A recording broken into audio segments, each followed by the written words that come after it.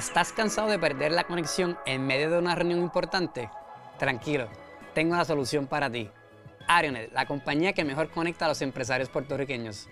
Ahora con sus nuevos planes GigaFaster, desde 250 a 1000 megabits por segundo, tu negocio estará conectado sin límites a la más alta velocidad ofrecida en Puerto Rico. Conoce más en arionetpr.com. Bienvenidos nuevamente a otro episodio de La Maestría con Raúl Palacios. Hoy es un episodio B-Fest Special porque tenemos aquí a nada más y nada menos que Denise Rodríguez, que va a estar hablando sobre la radiografía y el estudio de emprendimiento que hizo como parte de su estudio de Colmena en colaboración con Puerto Rico Science Trust. Y tenemos un invitado especial tipo late night que van a ver ahora, que es Juan Parra, el fundador de Scooter. Quiero saludar a los dos aquí rapidito. Gracias, Raúl. Gracias por decir que sí. Y que yo sé que, Denise, yo sé que justo antes de un evento, lo que está uno siempre corriendo entre 20 canales, tratando de cerrar y amarrar estos últimos cabos sueltos. Así que te agradezco enormemente por decir que sí. A ti por la oportunidad. Me encanta estar en tu programa por segunda ocasión, así es que el placer es mío. Y más, acompañada de Juan. Sí, oye, Juan, gracias. Como te mencioné antes de la entrevista, te he visto, todo el mundo que sigue los negocios en Puerto Rico ha visto la historia de Scooter, pero no me importa quién te ha dicho ya 20 preguntas o qué otro mejor te lo ha hecho. Yo voy a encargarme de hacer esto memorable para ti y para toda la audiencia que nos va a estar escuchando. Scooter, gracias, muchas gracias por tenerme aquí y honrado de que esté aquí sentado contigo. Bueno, pues esto va a ser un ping pong entre los tres, que vamos a hacerlo bastante dinámico. Quería empezar primero contigo, Denise. ¿Cómo te sientes en esta última carrera hacia lo que va a ser el próximo B-Fest? Wow. ¿Qué te tiene? ¿Sentimientos encontrados? ¿Presión? Yo creo que estoy como con esa adrenalina que te lleva a no dormir bien en la noche, a soñar con... ¿Te estás levantando a las 4 de la mañana? Me estoy levantando a las 4 de la mañana, que falta esto, falta lo otro. Denise, te toca ir a la tarima y yo sueño que no me he terminado de maquillar y que estoy tarde. Es bien intenso, pero es bien divertido. Ya esta es la 7ª edición.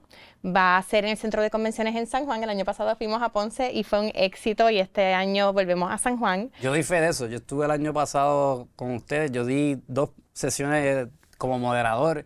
Y estoy bien feliz de tener una sesión de regreso como espectador, simplemente y sencillamente para gozármelo.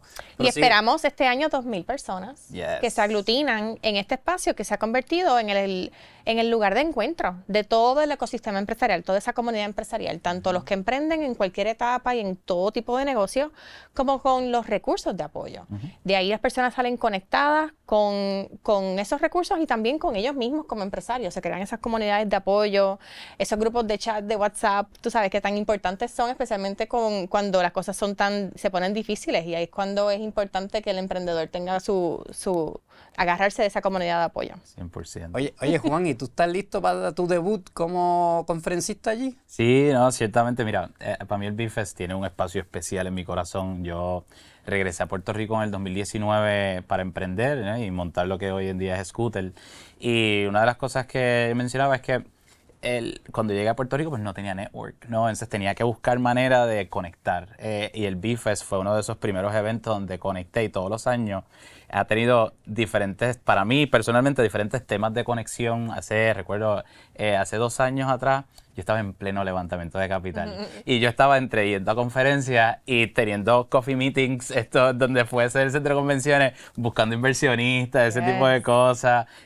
Hubo otro que en el de Ponce me traje a todo mi equipo. Este fue de lo educacional. Ahí fuimos team building, ya desde días antes ya teníamos schedule qué sesiones íbamos a ir, así que excited para este año. Oye, yo reaccionando rapidito, me pasó similar. La primera vez que yo fui a un B-Fest fue hace ya 2 B-Fest atrás. Y me recuerdo que yo estaba comenzando a lanzarme al emprendimiento cuando renuncié, ya estaba por mi cuenta. Y lo mismo, no tenía mucho network. O sea, estaba bien desconectado porque llevaba tiempo trabajando para la empresa privada, que era más cuadriculado en un fondo de inversiones que la empleomanía son no más de 10 personas. Claro. Entonces me topé con la situación que ya muchos de las personas que estaban allí ya tenían esos lazos, ya tenían ¿verdad? Esa confianza, pero me trataron desde ese primer B-Fest como si me conocieran de toda la vida, y cuando tuve la oportunidad de participar en las actividades fue para mí bien gratificante porque sí me recuerdo siendo espectador, de momento participando y siendo parte del proyecto. Y en Ponce el año pasado me encanta que todo el mundo se recuerda del calor, pero para mí fue mágico la dinámica que se dio en el sentido de que fue más de un día, que tuvieron activaciones. Y el hecho de que era en Ponce te obligaba como a estar más... Estar presente. Más cerca. Y que lograste incrementar asistencia de un año a otro cuando muchas personas te cuestionaron estratégicamente. Hacía sentido ¿Para qué tú vas para allá? Arriesgarte allá. Lo vas a dañar, no va a ir nadie. Y llegaron 1,700 personas nada más el viernes, pero desde el jueves... Como 200 personas se quedaron en hoteles. Desde el jueves ya había un montón de cosas pasando. El bembé del Beefest, hubo party, hubo... A mí no me dejaron ir el jueves, lo que pasa. Ah, bueno. Yo también estaba embarazada. No, eso es un chiste, no lo en serio. Estaba un par de semanas de parir, yo lo entiendo. Sí. A mí tampoco me hubiesen dejado ir. Esa fue la condición. Bueno, imagínate, el nene nació el septiembre 3 y el Beefest se 23 de agosto. Sí. Pues lo sabes, y tú sabes que es lo más cool, ¿verdad? Piggybacking en lo que ustedes dos dicen. Yo he visto que los emprendedores, la audiencia del Beefest ha madurado en estos últimos 7 años y se han mantenido. Y lo vemos en los números, lo vemos también en historias, ¿verdad? Y esas interacciones en pasillo. Pero los números nos dicen, ¿verdad? Cuando comenzamos el Beefest, la mayoría de las personas estaban en etapa de idea. Tenían una idea de negocio o estaban como que arrancando. Hoy por hoy la mitad tienen un negocio ya establecido y de esos que tienen un negocio establecido tienen como 3 años en operación. Qué bueno. Entonces han seguido madurando y para mí es un privilegio el que no se descuente el Beefest como algo que es solamente para quienes están empezando, sino que también es para quienes están empezando, pero también quienes buscan crecer. Claro. Y ahí es donde yo siento un gran sentido, tenemos como equipo en el Colmena 66, mi gran equipo que estoy tan orgullosa de ello, un gran sentido de responsabilidad de que esa agenda tiene que responder a las necesidades y a las distintas etapas del desarrollo empresarial.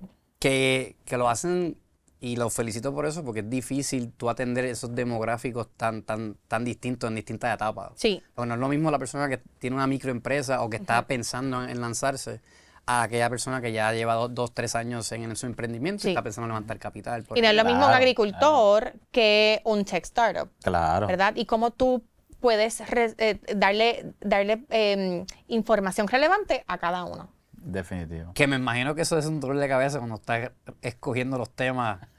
Sí. No te envidio ese trabajo. Es bien difícil, pero lo bueno es que ese no es yo no tengo la responsabilidad completa. Nosotros we hedge. Nosotros hacemos un comité organizador que es multisectorial de voluntarios que dan su tiempo y ellos tienen el trabajo de evaluar las propuestas, que llegan como 150 propuestas para sesiones de la agenda. Ellos se sientan a deliberar y a escoger y eso grupo asesor es de alto calibre. Les estamos súper agradecidos por ese trabajo que hacen. Y por eso es que entonces la agenda se siente que tiene las perspectivas de diferentes lentes, ¿verdad? Porque estos fueron muchas personas que metieron la cuchara. Claro. Comenzando porque esto fue una convocatoria abierta para que la comunidad sometiera propuestas para la agenda. Y esas propuestas llegaron de empresarios y empresarias, ¿verdad? Que diseñan basado en su necesidad. Claro. Y te hago la pregunta, cuando estabas mencionando eso de que ahora está entrando un empresario más maduro, cuando yo lo comparo con el estudio que hicieron ustedes de la radiografía del empresario, yo recuerdo que había una estadística que decía que el 10% ya facturaba entre 100 a 250 mil pesos más o menos. Eso, ¿qué te dice a ti? O cómo tú, en lo que es la planificación, diriges esos temas en la agenda para atender ese demográfico y tratar de no solamente orientarlos con posibilidades, sino que simple y sencillamente darle herramientas para que sigan despuntando en ese emprendimiento. El enfoque principal del Beefest es ayudarlos a crecer. Crecimiento. Si bien creemos firmemente que es importante que puedan comenzar, más importante aún es que puedan crecer, ¿verdad? Así es que, ¿cómo lo hacemos? Ayudándoles a ventas y mercadeo. Hay todo un track de mercadeo. ¿verdad? Ahí también ¿cómo los ayudamos a exportar? Tenemos una sesión enfocada en exportación. Hay un track dedicado. Cuando hablamos de track, es una tarima concurrente de unas 3 horas, como 3 a 4 sesiones, back to back, sobre ese tema. Así que hay un track dedicado a crecimiento, growth, la etapa de growth. Y ahí tenemos un panel buenísimo de Endeavor Entrepreneurs, y también de Bravo Family Foundation, que va a ser uno bien bueno. Y de eso se trata. ¿Cómo entonces los ayudamos a conseguir buenos contratos, buenos contactos y que puedan hacer crecer el negocio a través de ventas? ¿Y qué te tiene motivada este año que pienses que es nuevo? Que es la primera vez que están ofreciendo para esta versión del Pues mira, no podíamos hacer este evento en un marco de la residencia de Bad Bunny sin hacer un track dedicado a la industria del entretenimiento y lo que eso significa para la industria musical, para el turismo, lo que significa para todos esos emprendimientos y oportunidades que existen. Así que tenemos un track, se llama el Entertainment Track, y tiene información súper valiosa sobre cómo emprender en el negocio de la música, el tema de intellectual property, royalties y cómo se hace eso, con qué se come. También el tema de producción, vamos a tener un panel donde va a estar Paco López, Tuti Muñoz en el tema de deporte, va a estar Manny Morales de Tiquetera, y entonces también vamos a tener uno sobre la industria musical liderado por Atlantic University con Beyond Code Collective. Ellos están enfocados mucho en cómo ayudan a que más jóvenes puedan entrar en la industria musical, que haya como un roadmap.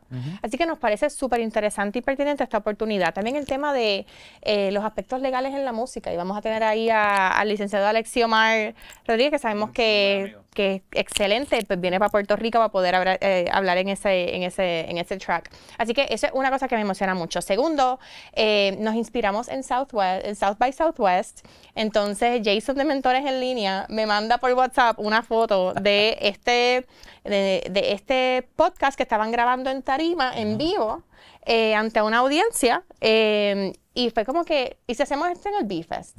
Y yo como que, dale. Pues vamos a tener el primer podcast Village. Yo creo que lo vi. Y vamos a tener un salón. Va a poder haber audiencia allí y se van a sentir que están en un estudio de grabación, como si tuviésemos aquí un grupito, ¿verdad? Y van a poder hacer preguntas, va a ser interactivo. Y vamos a estar, van a haber 4 podcasts entrevistando a algún CEO o founder, que eso nos tiene bien emocionados también. Yo, de lo que vi, Miguel Contés, muy bueno, de Ser Empresarial, está Jason, de Mentores en Línea, está José Segura, y va a estar Platea, Selimar de Platea. O sea, son muy buenos colegas y muy excelentes en lo que hacen. Así. Regresan los Coffee Talks, y ahí vamos a tener a excelentes amigos como el mismo Juan Parra, también va a estar ahí también, va a estar el Mescoroato, van a estar los Pleneros de la Cresta. Ellos son... Ellos van a host... Van a hablar, porque ellos pasaron por el grupo Guayacán. No sabía. Ellos son guayacanes, así que ellos van a hablar de ellos como empresarios. Así que pues nos tiene bien emocionados el poder hilvanar algo tan importante y trascendental en Puerto Rico como lo que es la residencia, dándole el enfoque, ¿verdad?, del tema empresarismo, el tema de desarrollo económico. Me encanta. Juan, ¿estás listo para tu primer Coffee Talk? Sí, no, definitivamente, no. Yo creo que como he podido estar en la audiencia varios años, el año pasado tuve una breve interacción en un panel y estuve pitching como parte del evento, así que la verdad es que una de las cosas que a mí más me llena es poder compartir la historia y las vivencias, más que las historias, ¿no? Y cómo lograr emprender, crecer.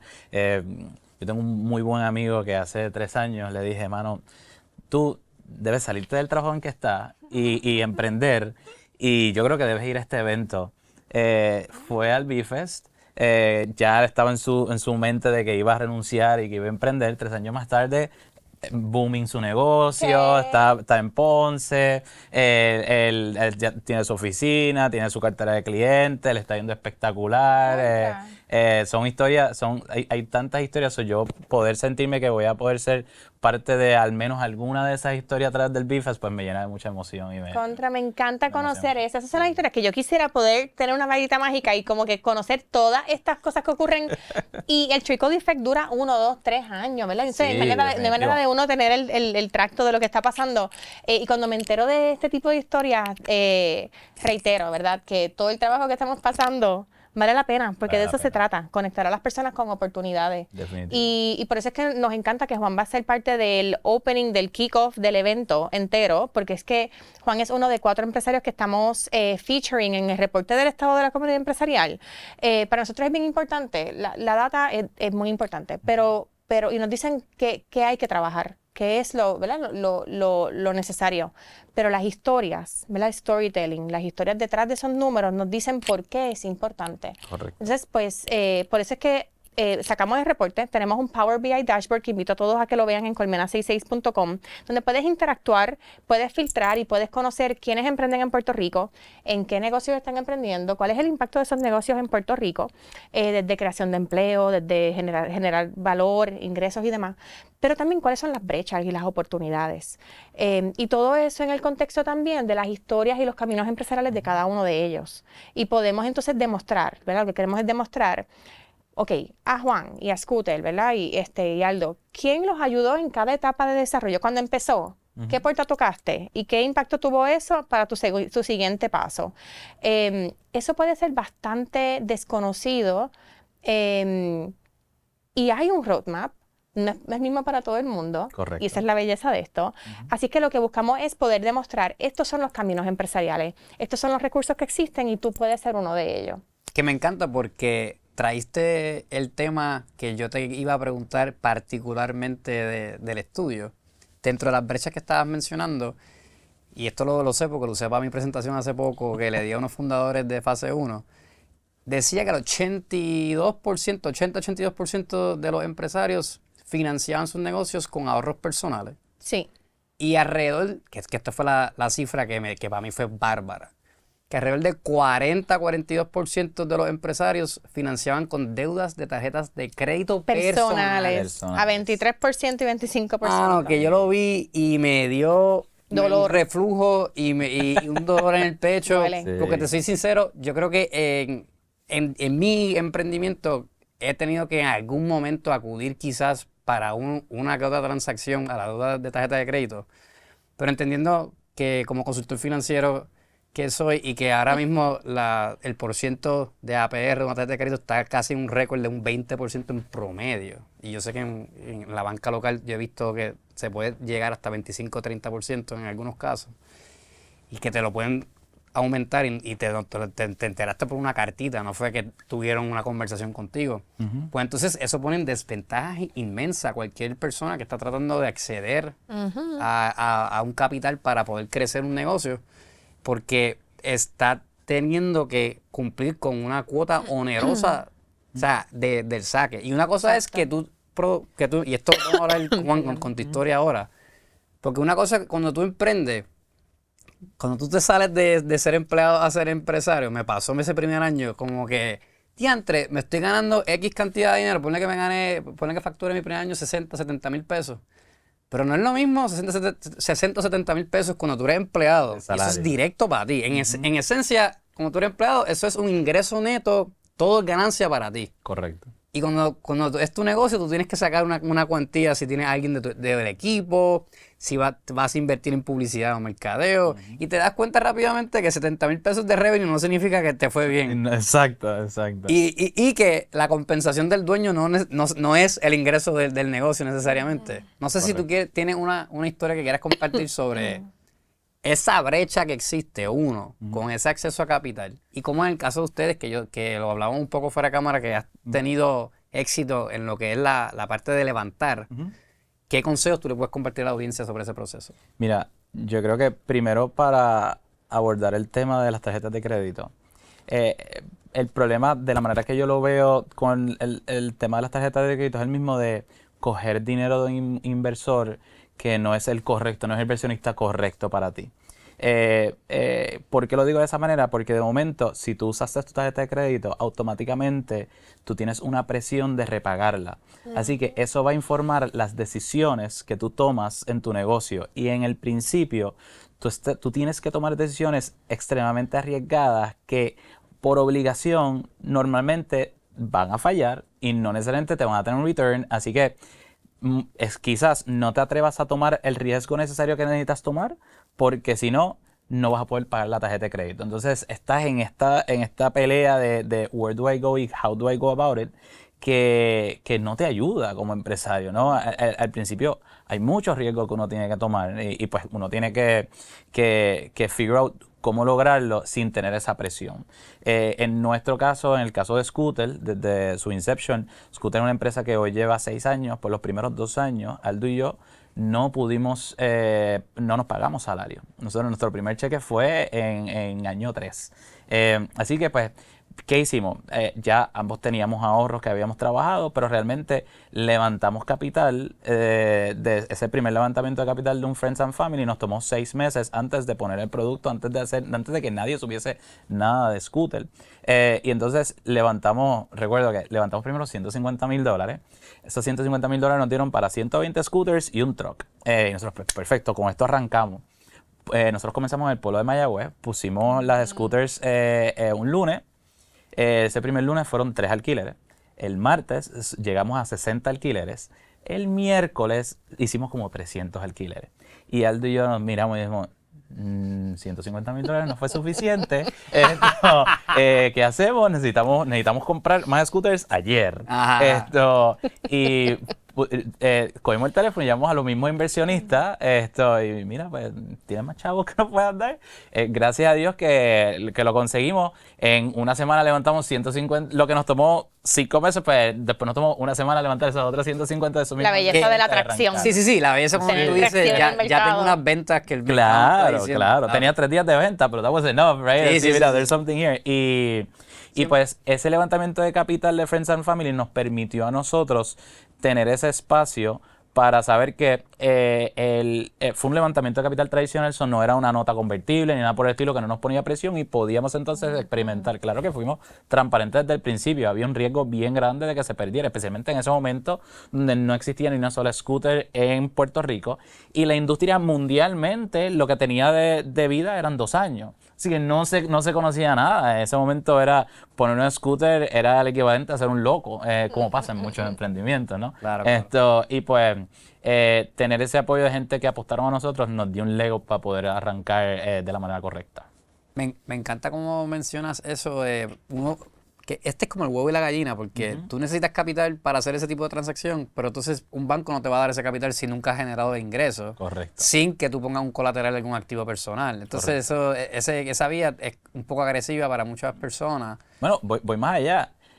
En mi industria, al ser tan novel, aunque yo tuviese lo que fuese para darlo de colateral, como quiera no me aceptaban. O sea, a mí los bancos tan reacios. ¿Qué? Muchas gracias, que tengas buen día. Son entidades altamente reguladas y es bien complicado. Por eso es que es importante que entonces hayan otros mecanismos de acceso a capital cuando están en esta etapa bien temprana, donde no hay todavía ventas, donde todavía no hay un estado financiero, mucho menos 3 años de estado financiero, ¿verdad? Que es lo que usualmente te permite acceder la banca tradicional. Y por eso es que en los últimos 10, 12 años es que hemos visto, ¿verdad?, un mayor aumento en lo que es la actividad emprendedora en Puerto Rico, porque ha sido intencional en que hayan organizaciones de apoyo empresarial que proveen capital semilla, ¿verdad? El que hayan otras alternativas para poder fomentar que alguien con una idea pues tenga dónde, ¿verdad? Todavía nos queda mucho camino por recorrer. Pero esas son cositas que queremos ciertamente conocer el pulso, ¿verdad? Tomar el pulso de cómo se está viendo a través de los años. Y por eso es que es importante también, tú sabes, darle acceso a cosas como competencias de negocio, ¿verdad? Esas competencias de negocio con el dinero en metálico es bien importante también. Así que, por ejemplo, hablando de las cosas que me emocionan del BFest, este año por primera vez vamos a tener el B-Boricua Pitch Competition con dinero en metálico como premio. Y eso va a ser gracias a Rural List, que es una non-profit a nivel nacional, con Mastercard y con Nest, que es otra non-profit. Vamos a tener $12,000 en premio. Y van a haber en 3 categorías distintas, así que estamos bien contentos también con eso. Yo vi esa competencia promocionada reciente. Yo dije, qué genial que alguien salga allí con un cheque de $12,000. Bueno, actually, nadie va a salir con un cheque de $12,000 como tal. Son $12,000 entre varios premios. El primer, segundo, tercer premio. Sí, okay. Pero algo. ¿Cuánto es el premio? El más que se gana, o sea, el ganador, van a haber son 3 categorías: gastronomía, artesanía y otras industrias, ¿verdad? Con impacto. Va a haber primer, segundo y tercer premio. Los que se ganan el primer premio son cheques de $1,800 cada uno. Los otros son $1,600, $1,200, algo así. Entonces, pero va a haber un overall winner que se va a ganar $1,700 y va a ser uno de esos otros. Así que alguien va a salir con casi $3,000. Eso está brutal. De free money. Claro. Equity free, que es lo más lindo. The sweat money, vamos a llamarle. Porque esos $3,000 es para que te vayas a sudar. A trabajar. ¿Verdad? Pero tengo que decir que esas competencias y el acceso a capital que proveen organizaciones como Colmena son tan clave. Scooter, nosotros en la pandemia, justo antes de la pandemia, nos aceptaron en el Bravo Family Foundation en su programa de Rising Entrepreneurs. Y sin el grant de $20,000 de entrada, Scooter hoy no existiese. Esto porque nosotros teníamos 7 meses desde que habíamos comenzado y nuestras ventas fueron de donde estaban a cero automático, igual que para muchas personas. ¿Verdad? Entonces, esos $20,000 nos ayudaron a retener cierto personal y durante la pandemia lo que hacíamos era que nos seguíamos reuniendo como si hubiesen scooters en calle y toda la vaina. Pero, de nuevo, si no hubiese sido eso y por esos grants y por esos premios, muy probablemente no lo hubiésemos logrado porque tampoco era que podíamos levantar capital en ese momento. Y a eso también le añado que la organización y la aceleradora han tenido un rol clave en educar al capital puertorriqueño, a los inversionistas. Cuando yo regresé a Puerto Rico y me reunía con posibles inversionistas puertorriqueños, todos me hablaban como inversionistas. Como prestamistas, discúlpame. Todo esto es como que, ok, pues te doy tanto dinero, en 6 meses me lo vas a repagar con tanto por ciento. Y yo, mira, es que ese no es el capital que yo necesito, ese no es el capital que yo busco. Así es que se invierte en compañías de innovación. Entonces, nosotros teníamos que pitch y educar de cómo invertir. Entonces, reconozco que ese rol que han tenido las organizaciones en enseñarle a inversionistas y a posibles inversionistas de cómo es que funciona la cosa, ha cambiado la mentalidad de mucho capital puertorriqueño y hoy hasta cierto punto es un poco más fácil por lo menos tener acceso a conversaciones sobre inversión en compañías innovadoras, noveles nuevas, ese tipo de cosas. Y reaccionando a lo que estás diciendo de compañía innovadora, yo no sé cómo tú llegaste a decir, esta industria que lleva 2 años, yo quiero apostar mi vida a este proyecto de emprendimiento. O sea, yo creo que eres como del 1% de personas que de seguro hubiese tomado esa decisión, quizás menos.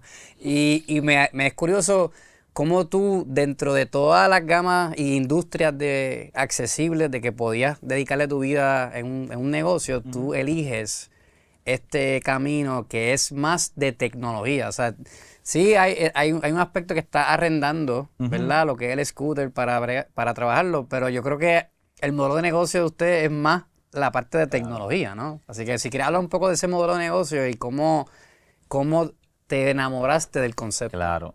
Mira, antes de que comenzara el emprendimiento de Scooter, Aldo, mi cofundador y yo ya llevábamos tiempo donde teníamos conversaciones de mano, queremos emprender, queremos hacerlo en Puerto Rico, qué haríamos y qué no. Entonces este día llegué a mi oficina y me recuerdo, tenía un meeting, yo vivía en la ciudad de San Francisco, tenía una reunión que era quizás como a 5 bloques, pero tenía una reunión justo antes que era como que una detrás de la otra. Entonces mi plan era terminar una reunión y correr obviamente hasta llegar al próximo meeting. En ese momento las scooters en San Francisco ya existían y llevaban la modalidad de scooter compartida, llevaba como que 1 mes o 2 meses, la gente ya hablaba, pero no todavía la gente se atrevía. Y ese día yo salgo corriendo y hay una scooter al frente y ya yo había bajado la aplicación por curiosidad, pero no había corrido ninguna y dije, pues este es el momento, la voy a tratar. Me monté en la scooter, llegué a la reunión, llegué temprano y fue bien loco porque para mí... todo sudado. No llegué sudado, llegué ready. Y recuerdo como hoy que toda esa reunión yo seguía pensando en el scooter y pensando en el scooter. Yo ni presté atención a la reunión. Entonces cuando se acaba la reunión, que se supone que regresé a mi oficina, yo me quedé dando vueltas por todo San Francisco en este scooter.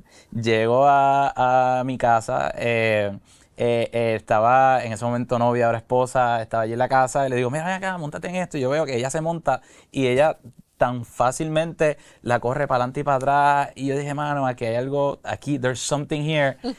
Y me quedé pensando en eso y 3 días más tarde sale un artículo de TechCrunch sobre esta compañía que estaba opening themselves up a que tú pudieses convertirte en operador de una compañía de micromovilidad como un tipo franquicia, pero ahora le llaman platform partner, ese tipo de cosas. Y dije, mano, esto ya son demasiadas coincidencias y yo no he parado de pensar en esto es lo que yo voy a tratar. Le envió un mensaje de texto a Aldo porque ya yo sabía que quería emprender con él. Yo soy fiel creyente de que no existe tal cosa como un solopreneur. Todos necesitamos el village. Y con el cofundador o los cofundadores correctos puedes acelerar mucho tu proceso empresarial. Y lo llamo. Ese mismo día empezamos a trabajar el P&L. A los 3 días nos inventamos el nombre. En la cocina empezamos a enviar emails de cómo pudiese ser. Ser empresario conlleva 1000 retos, pero llevar tu contabilidad no debe ser uno de ellos. Gracias a mis amigos de alchavo.com, con darle a un botón puedes procesar pagos electrónicos de nómina al equipo completo o suplidores y su sistema se encarga de calcular las retenciones para efectuar los pagos directamente al Departamento de Hacienda para que tú estés 100% en cumplimiento. Con Alchavo tienes un equipo de expertos que va contigo de la mano para que tú te enfoques en lo que realmente importa, tu negocio. Descubre más en alchavo.com. En la cocina empezamos a enviar emails de cómo pudiese ser. Esto fue cercano a Thanksgiving 2018. La convicción fue tal que el día de Thanksgiving dijimos, esto lo vamos a hacer. ¿Cuándo lo hacemos? Abrimos los laptops, empezamos a buscar pasajes. El pasaje más barato, más cercano que encontramos fue diciembre 8. Y en una semana vendimos todo, nos vinimos a Puerto Rico y así comienza realmente la historia de Scooter. Wow. Nos incorporamos el 31 de enero de 2019 y estuvimos entre enero y julio levantando capital, sacando permisos, haciendo todo eso. Agosto 3 pusimos nuestra primera scooter en calle y ahí pues comienza entonces el proceso empresarial de la empresa. Y nosotros empezamos a cheer them on since then. Sí, y agradecido siempre. De eso se trata. Y te pregunto porque en el reporte empresarial decía que el 22.7% de los empresarios que reseñaron en el estudio dan servicio. Y yo creo que el modelo de servicio pues, es el más fácil de montar, ¿verdad? Porque monetizas tu conocimiento. Yo creo que lo digo porque ese es mi emprendimiento actualmente. Pero siempre me ha sido curioso cómo la cultura del tech en Puerto Rico ha despuntado, especialmente gracias, yo pienso que a la entrada para el 18 y cómo se ha educado que desde Puerto Rico tú puedes levantar capital. En el caso de ustedes, ¿cuántas rondas de capital ya han levantado? Nosotros hemos pasado por 3 rondas de capital, hemos levantado alrededor de unos $2 millones. Eso en los últimos 5 años lo hemos podido multiplicar varias veces, pero al final del día la realidad es que en Puerto Rico hay un mito que yo creo que hoy es mito, no necesariamente lo era hace unos años atrás, y era de esto de que no hay capital. Yo creo que en Puerto Rico sí hay mucho capital, lo que pasa es que las maneras tradicionales de conseguirlo no funcionan. Te tienes que poner creativo y tienes que saber venderte. Nosotros, cuando comenzamos Scooter, nuestro pitch no tenía nada que ver con nuestras scooters, no tenía nada que ver con lo que somos hoy como empresa. El pitch era...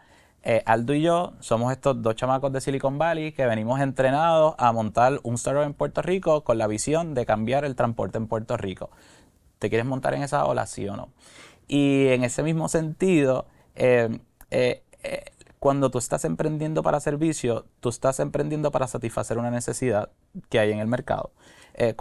Nosotros los emprendedores de tech y de muchas otras industrias, nuestro starting point es un problema que queremos resolver. Y entonces, en nuestro caso es transporte en Puerto Rico. Antes de nosotros pensar en Scooter, estábamos pensando en que yo soy de Cagua, Aldo es de Mayagüez, vivimos en Tapón toda nuestra vida. Hoy por hoy me levanto todos los días a las 5 de la mañana porque fui entrenado de esa manera, porque si yo no me levantaba a las 5 de la mañana, yo no iba a llegar al colegio a la hora de entrada. Odié todas las mañanas de mi vida por eso. Hoy me agradezco, ¿no? Porque me ayuda mucho a levantar a las 5, me extiende el día. Claro, claro. 5 a.m. Club. Y entonces, en esa misma línea, a nivel de industria, como la industria era nueva, pues nosotros hacer un análisis de la industria y realmente por qué íbamos a emprender a través de scooters y micromovilidad, fue porque nos dimos cuenta de que era bien nuevo y nadie había podido descifrar rentabilidad dentro de la industria. Es que ese es el tema. Correcto. O sea, yo soy financiero de profesión y el tema de la rentabilidad, ahí es que yo pienso que frena a muchas personas que quizás quieren emprender en algo de tecnología, pero si tú no levantas capital, es difícil tú sufragar esas pérdidas, especialmente esos primeros años, en lo que tú descifras el modelo, el pricing model correcto, y eso requiere un tiempo de feedback para que eso ocurra también. Entonces yo creo que el caso de ustedes es súper inspirador para puertorriqueño y muy hábil que lo está carreteando todas tus entrevistas ahora, porque pienso que estas historias hacen falta porque visibilizan lo que es posible si te pones creativo, como tú mencionas. ¿Qué 2 o 3 consejos tú le darías a aquellos empresarios que están en ese punto, que quizás identificaron el problema, quizás están pensando en qué plataforma sería la correcta para poder resolverlo, pero no es tan claro cuál es ese próximo paso, esos 2 o 3 pasos después? Mira, el primer consejo es que si te estás haciendo esas preguntas de esa manera, no vas a emprender. Y te lo digo de esa manera porque tienes que tener convicción de lanzarte y arriesgarte. Porque por lo mismo que tú estás diciendo, uno emprende, si estás tratando de resolver un problema, vas a fallar muchas veces y mientras más rápido comiences a fallar, más rápido vas a llegar a la meta que estás trazando. Y claro, uno se prepara y levanta capital para tener suficiente, para poder sobrevivir suficiente, para tener suficientes intentos de resolver ese problema, ¿no? Pero a nivel de consejo, no existe mejor cosa para un emprendedor que un riesgo estudiado. Yo jamás le diría a un emprendedor que piense en cómo quiere montar la empresa, sino cómo quiere resolver el problema y que eso informe cómo va a montar la empresa. Scooter no piensa en la empleomanía desde el punto de vista de departamentos.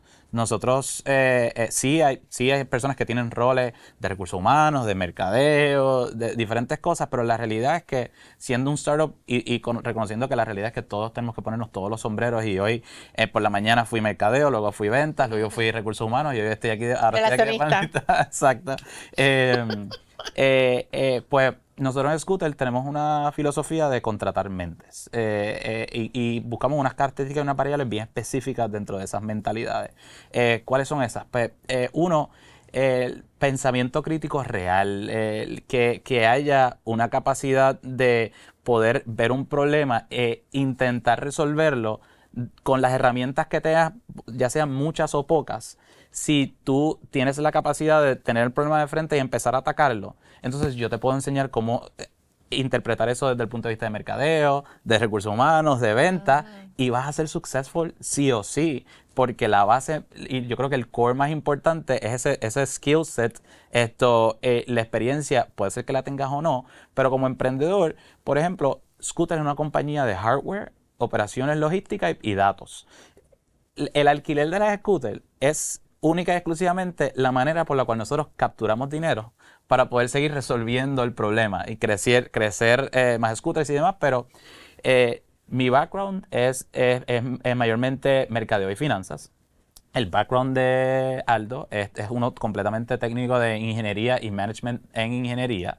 Así que nosotros jamás habíamos tocado una pieza de hardware. Nosotros recuerdo que fuimos los primeros mecánicos y aquello era, yo duré de mecánico 30 segundos, pues traté de cambiar un kickstand y pelé el tornillo y era como que, mano, yo no tengo duda. Pero claro, pues mira, pues necesitamos contratar un mecánico, vamos a buscarnos un mecánico. ¿Quién sabe usar un taladro? Tú, vente para acá, vamos a enseñarte. Entonces, de nuevo, dentro de esa línea de si tienes la mentalidad correcta, Y otro punto que es extremadamente importante, especialmente con los empleados más jóvenes, es una capacidad de tener inteligencia emocional para afrontar el failure, porque la naturaleza de un startup es que vas a fallar y vas a fracasar mucho. Entonces está este ethos de Silicon Valley de fail hard, fail often, fail fast, que uno lo tiene que adoptar para poder llegar a la meta, pero si tú no sabes lidiar con el fracaso, entonces te va a comer vivo porque vas a pensar que eres tú como persona estás fracasando. Y no, el intento fue un fracaso.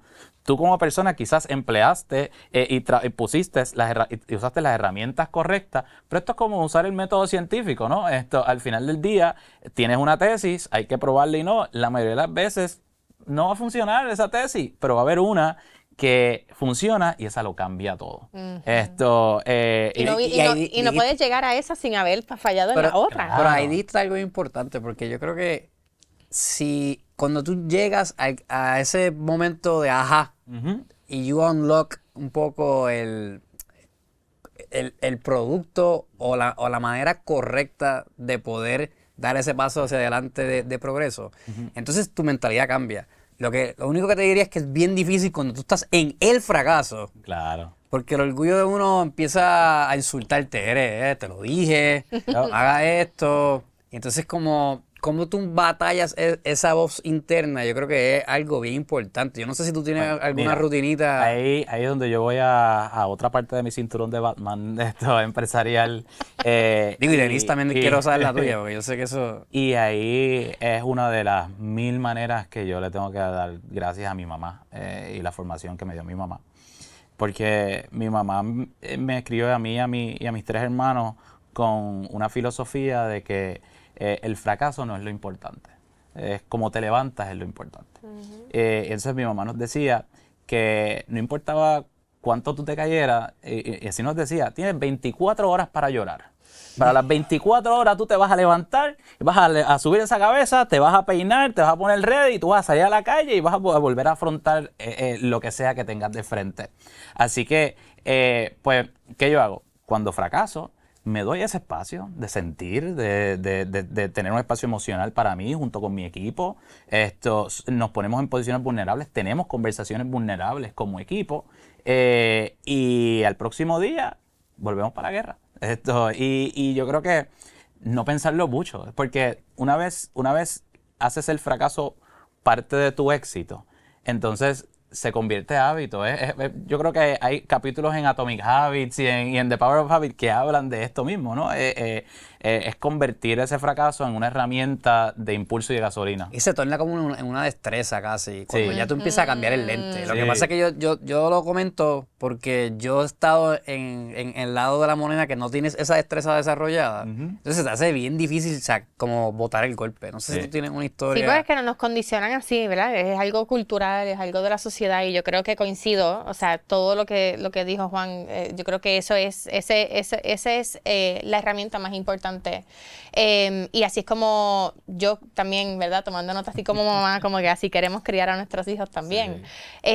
Yo añadiría también que uno en sus ambientes de trabajo tiene que fomentar el que no haya miedo al fracaso, porque al tú fomentar que las personas se den la oportunidad de testear las cosas, de asumir riesgos calculados, ¿verdad? Siempre, ¿verdad? Con data que lo vaquee, pero asumir esos riesgos te ayuda a poder innovar. Y a través de muchos de esos testings, a lo mejor va a haber mucho fracaso, pero entonces vas a poder innovar y tirar un producto al mercado que realmente ayude. Y esto es tanto para startups y empresas como también para corporaciones, y ¿verdad? Para que entonces estos entrepreneurs tengan espacio para crecer también. Y en la reflexión ahora, ustedes mirando, tú desde la perspectiva de ser parte del ecosistema que ayuda a los emprendedores y tú en el lado de un emprendedor, ¿verdad? En crecimiento total, ¿el emprendedor nace o se hace? No quiero la contestación PG. No. Yo creo que todo ser humano nace con skills que los puedes convertir en lo que se necesita para ser empresario. Pero nadie nace empresario. Yo creo que los empresarios más exitosos, y cuando tú miras muchos de los nombres que nosotros miramos como historias realmente de éxito, al final del día hay dos características bien clave de ese tipo de personas. Uno es que no le tienen miedo al riesgo. No importa sea calculado o no. Y mientras menos miedos le tengas y más inteligente seas en el proceso de calcular ese riesgo, más éxito vas a tener. Y el otro es conectar, saber y tener este skill de crear network effects en donde sea que vayas. Jack Ma, en una entrevista hace un tiempo, habló de cómo él, teniendo la compañía más importante en Asia de tecnología y una de las más importantes en el mundo, él no sabe nada de computadora, no se dice que no sabe nada de mercadeo, pero lo que sabe en lo que él es un duro es en reconocer y encontrar gente y talento que son mejores que él y que tienen mucho más conocimiento que él, pero que él los puede traer y conectarlos entre mentes y con eso desarrollar las empresas que ha podido desarrollar. Y entonces ese efecto es extremadamente importante, ¿no? Ese es el mantra de mi jefa, Lucy Crespo, la CEO del Fideicomiso para Ciencia y Tecnología. Ella dice, mi trabajo aquí es reclutar las mejores personas y dejarlos correr. Y pues sí, es un privilegio trabajar con gente que piensa así. Definitivo, definitivo. Y en el caso tuyo, no me has contestado la pregunta, ¿el nace o se hace? Yo coincido con Juan, yo siento que el empresario se hace. Sí tiene unos skills con los que tal vez nace, pero más bien yo siento que es esa educación, ¿verdad? Cómo nos criaron en casa, que ese ambiente también te forma. Pero creo firmemente que toda persona con el acceso a los recursos, a la educación y a las conexiones puede aprender a ser empresario o empresaria. Algo que yo estaba comentando en mi última entrevista era este tema, que lo lindo del emprendimiento es que en el peor escenario, que no funcione, tú siempre puedes regresar al mercado laboral. Y de hecho, me atrevería a apostar que si tú estás reclutando y la gente se topa con alguien que intentó un emprendimiento, ya eso es una luz verde en la etapa de la entrevista o en la evaluación del resumen. No sé si ese es tu misma mantra como reclutador. Yo le doy gracias a Dios todos los días que mi primer emprendimiento fue una pizzería. Uno, porque tuve que recorrer todas las bases y figure things out, pero también pude entonces entender cuáles son los drivers que motivan a empleados en diferentes espacios. Y yo como persona, siendo, qué sé yo, cajero a los 15, 16 años y teniendo la licencia, yo estaba emprendiendo antes de tener la licencia y poder hacer delivery de pizza. Me encanta, cierto. Pues son cosas que te van ayudando y te van dando esa formación, ¿no? Me encanta que digas lo de la pizza porque mi papá tiene actualmente una panadería y antes de eso tenía Londres. Y yo me recuerdo los veranos trabajar allí y lo que es la gente no entiende que el trabajo más difícil es el servicio al cliente. Sí. Y especialmente cuando el salón está lleno y entonces ese movimiento de entra y sale, o sea, tú realmente no descansas. El rush. Uno aprende tantas destrezas de simplemente estar atendiendo personas, estar trabajando bajo presión, tener la retentiva de escribir, de que no se te olviden las cosas. Hablando de luz verde, para mí, a mí me encanta ver cuando hay gente que ha pasado por retail. Siento que retail es esa prueba de fuego. Y siento que todo joven tiene que pasar por una experiencia en retail. Ya sea tienda, ya sea restaurante, porque ahí tú aprendes tanto, como tú dices, de trabajar con la gente, que es de las cosas más importantes, como conectar, ¿verdad? Que te digo, y este es mi pensamiento de lo que me preocupa, ¿verdad? De las generaciones nuevas, que yo pienso que cada vez más se están desasociando de esa interacción en vivo. Full.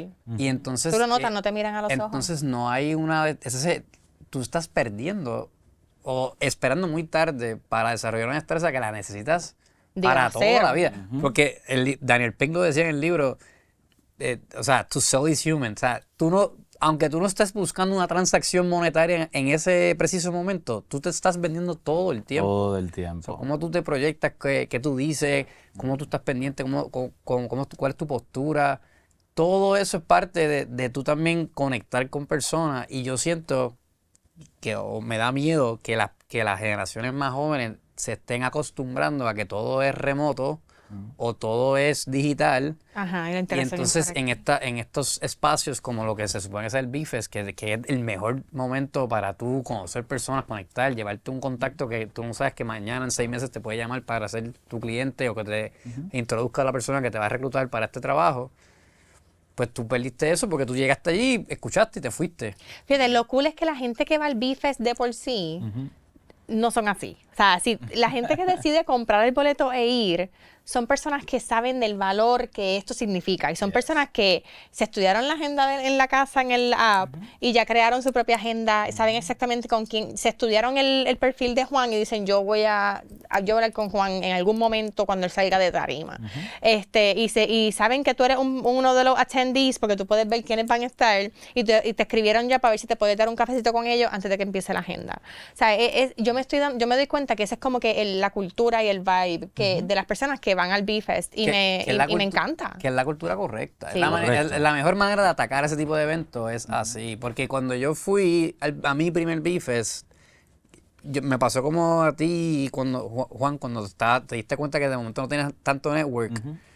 Y de allí, de ese primero que yo fui, yo saqué mi primer cliente, que todavía es cliente, y todavía he colaborado. De ahí salieron como 3 o 4 invitados al podcast también. O sea, que el neto del evento es neto positivo, aunque simplemente entre y mire y vea lo que hay. O sea, por osmosis y por la energía que hay, Mano, cuando la gente está entrando. energía y el vibe. O sea, tú puedes ir al BFest no queriendo emprender, no teniendo nada. Maybe fuiste porque eres amigo de alguien y fuiste sin agenda.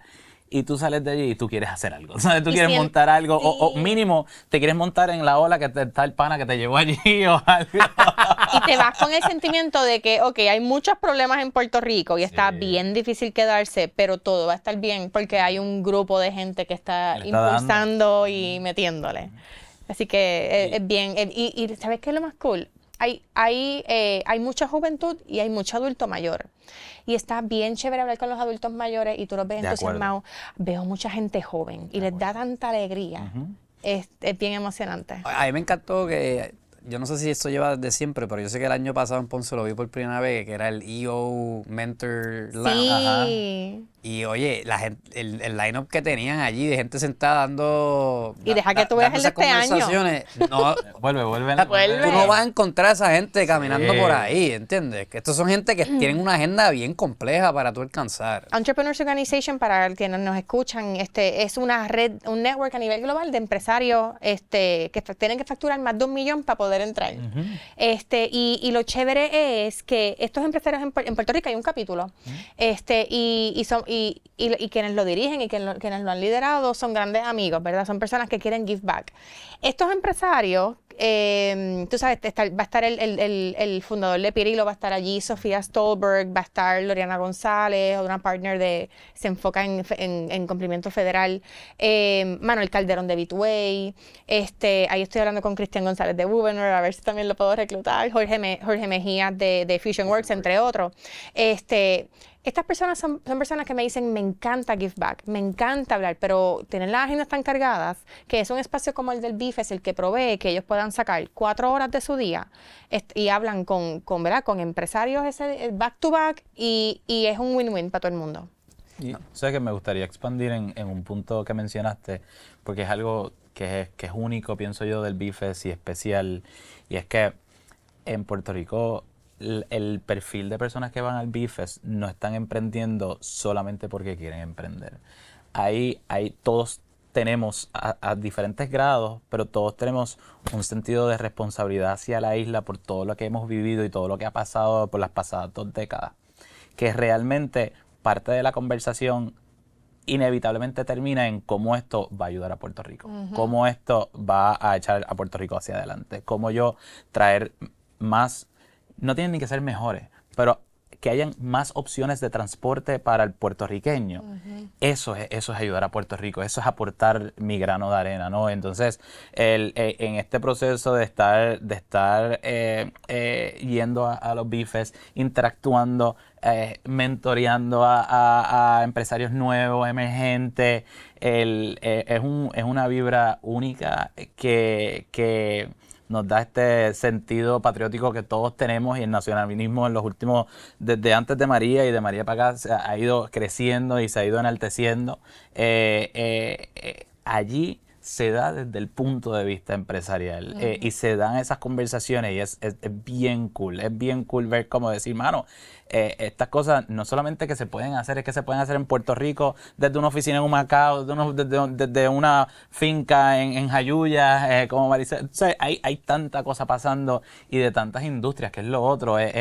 Tú te encuentras hoy en un minuto hablando con alguien de tecnología, después con alguien de una industria de comida, después con un agricultor, y todos estamos teniendo el mismo problema desde diferentes ángulos. Así que podemos tener esa interacción, y a eso le añado un hint a lo que estábamos hablando de las conexiones, y de cómo no solamente son importantes, pero que el BIFES te ayuda a conectar.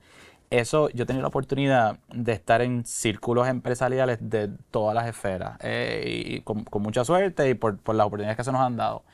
Y la necesidad y el estilo de conectar con un empresario emergente, mano, es igual de humano que conectar con Orlando Bravo, que conectar con Enrique Elías. Al final del día somos todos humanos, y todos nos comportamos bastante similar. Lo que pasa es que uno los enaltece y dice, ese tipo es successful, ¿cómo lo hizo? Pero de momento, cuando logras convencerlo de un café, o un mentor session DEO, o un coffee talk, y tienes esta conversación uno a uno, te das cuenta de que you're alike, mano. Él simple y sencillamente o ha estado haciéndolo por más tiempo, o ha tenido las oportunidades que tú no has tenido. Entonces, ok, pues cómo yo llego a esas oportunidades, ese tipo de cosas. Sí, sin menospreciar que Orlando Bravo y Enrique Elías son mentes privilegiadas, ¿no? Claro, 100%. Pero quiero decir, es un chiste también, pero quiero reaccionar a lo que estás diciendo. En mi propio emprendimiento me ha pasado que yo por mucho tiempo lo veía bien lejos también. Como que cuando yo empecé por mi cuenta en el 22, hay un montón de pequeños wins, como yo diría, que te van quitando ese mito de que tú estás bien lejos de poder lograr unas metas que quizás cuando empezaste decías, eso quizás en 10 años. No necesariamente. Y cuando hablas con otras personas que están un poquito más adelante que uno, y de ellos te explican sus historias, tú te das cuenta, en verdad de tú a mí no estamos tan lejos. Exacto. Que es lo que tú estás, yo creo que tratando de expresar con eso, que es simple y sencillamente empezar también a adoptar esa mentalidad de lo que es posible, número uno. Y dos, teniendo la responsabilidad de decir y hacer la asignación de conocer y conectar con estas personas, y empezar a tomarte esos ricos calculados. Que por eso mismo es que los empresarios miramos la agenda de antemano, vemos a quién queremos conectar, para entrar a ese LinkedIn, para ver qué está haciendo esa empresa, qué está haciendo esa marca, y ya uno hacer el due diligence que se hace para inversión, también se hace para conexión y demás, y uno ir preparado para buscar cuál va a ser el icebreaker correcto o demás, ese tipo de cosas. Y una anécdota que nos pasó a nosotros cuando entramos a la aceleradora de Orlando Bravo, el Rising Entrepreneurs Program, fue que ahí justo dio la pandemia. Y pues la aceleradora, de la manera que estaba visualizada, pues no se pudo dar. Y parte de lo que nos dijeron fue, bueno, pues vamos a darle 1 hora a cada empresa con Orlando. Y tú puedes pues, preguntarle lo que tú quieras, y es como un mentor session con él. Y en el caso de nosotros, entramos a la llamada, estamos bien excited, habíamos hecho todo el due diligence y que si esto, y lo otro, le contamos a Orlando lo que estamos haciendo. Y él, de la manera más bonita y humilde posible, nos dice, guys, you two are young, you're very smart. Ahora mismo, dado lo que tenemos de frente y la incertidumbre, yo creo que ustedes deben cerrar la empresa y protegerse, y prepararse para tan pronto se pueda comenzar algo nuevo, que ustedes van a ser exitosos. Y nosotros como que se lo agradecimos y todo, y tuvimos, pero fue esta conversación bien humana y bien transparente, y él lo dijo como que bien honesto, y realmente se sintió que lo estaba saliendo del lugar de decir, mira, no lo quiero ver mal, no quiero que las deudas terminen en una bancarrota o algo así, y él lo estaba protegiendo. Pero ¿qué pasa? Que al final del día, yo sigo siendo un criollo de Cagua, Aldo sigue siendo un indio de Mayagüez, así que nosotros cerramos esa laptop y dijimos, olvídate de lo que dijo Orlando, y nosotros vamos a seguir para adelante. Wow, qué historia espectacular. Wow. Un año más tarde, en un evento... Cualquiera se quitaba en ese momento. Claro, como que... seguro. Yo no sé, yo estoy así pensando que caramba yo hubiese dicho, no sé. Y literalmente un año más tarde nos encontramos Orlando en un evento, y él nos mira, él dice, adiós, ¿qué ustedes hacen aquí? Y Aldo y yo lo miramos y yo, we didn't die. Y él me mira y me dice, I'm gonna take credit for that. Véngase conmigo. Ahí empezó a presentarnos a muchas de sus amistades en ese evento y todo. Y yo creo que ahí realmente fue que despuntó una relación bien bonita que ya llevamos de 5 años de mentoría, de acceso y demás. Que realmente yo se la atribuyo a esa interacción humana y a esta capacidad de poder vernos de frente, decirnos las cosas bonitas o no bonitas. En el caso, él tenía que decirnos algo que no era bonito. Decidamos nosotros aceptar su consejo o no. Y de ahí, pues entonces nos dio paso a crear las relaciones que hemos creado. Es ser transparente, ser genuino, ser tú y al final del día la gente te va a valorar no solamente por lo que tú logras, mayormente va a valorar por quién tú eres.